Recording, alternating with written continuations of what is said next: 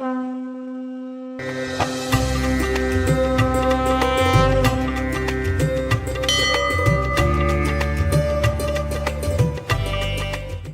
మనుషులే కదా, అందరూ మనుషులే కదా, అందరూ మనుషులే కరెక్టే.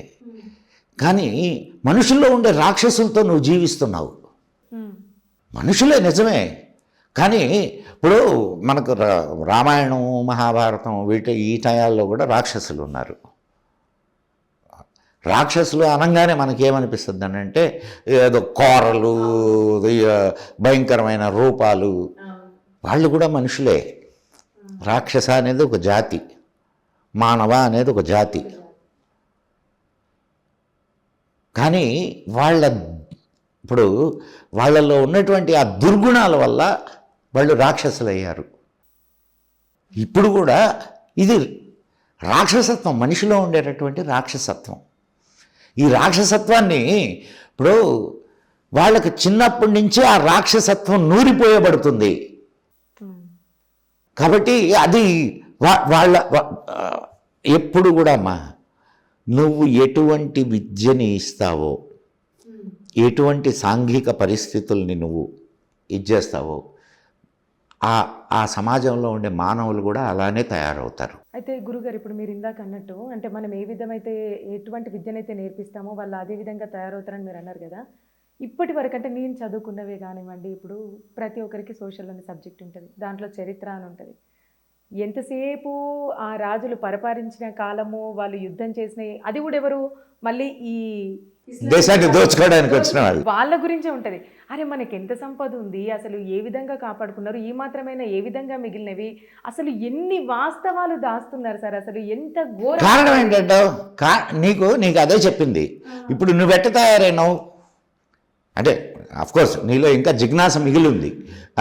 కానీ చాలామంది ఎట్లా తయారయ్యారని అంటే, మనం నిజమైనటువంటి చరిత్ర చెప్తే ఇది చరిత్ర కాదు, మేము చదువుకుందే చరిత్ర అనేటటువంటి మూర్ఖవాదన చేసేటటువంటి వాళ్ళు కూడా తయారయ్యారు. ఆనాటికి మనకు స్వాతంత్రం రాకముందు కంటే స్వాతంత్రం వచ్చిన తర్వాత మన చరిత్ర ఇంకా చాలా చెరుపబడింది. వచ్చిన తర్వాతనే ఇంగ్లీష్ వాడు రాసిన చరిత్రని నువ్వు పిల్లలకు చదివిస్తున్నావు. అండ్ ఇంకొకటి, ఇప్పుడు మనకు స్వాతంత్రం వచ్చిన తర్వాత మన మొట్టమొదటి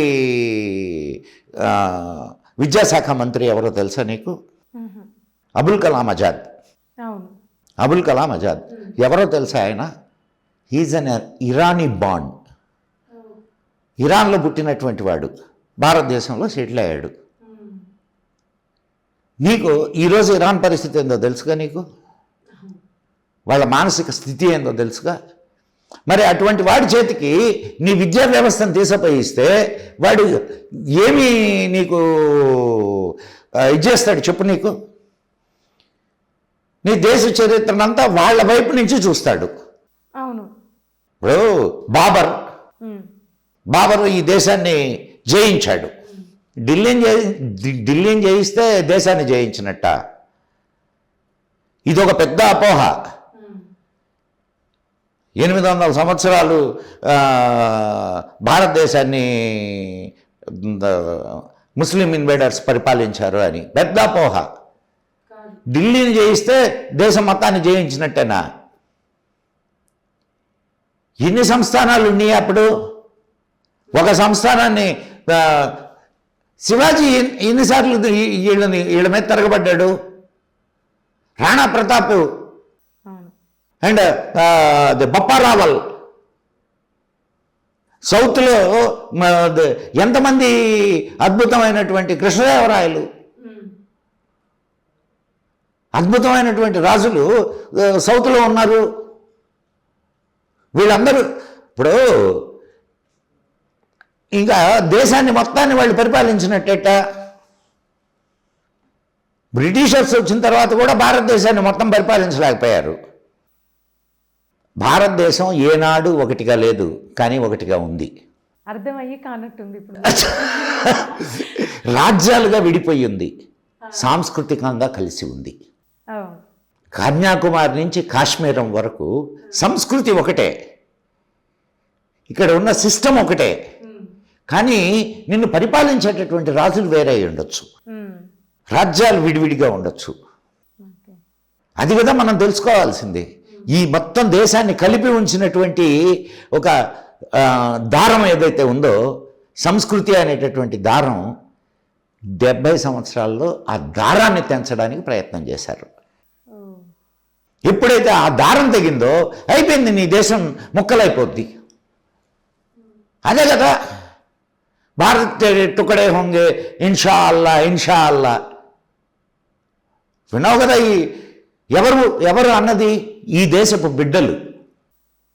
ఈ దేశం ముక్కలు కావాలి అనుకునేటటువంటి ఈ దేశపు బిడ్డలు ఈ దేశాన్ని ముక్కలుగా చేయాలనుకుంటున్నారంటే వాళ్ళకి ఎటువంటి విద్యను నువ్వు నేర్పించావు?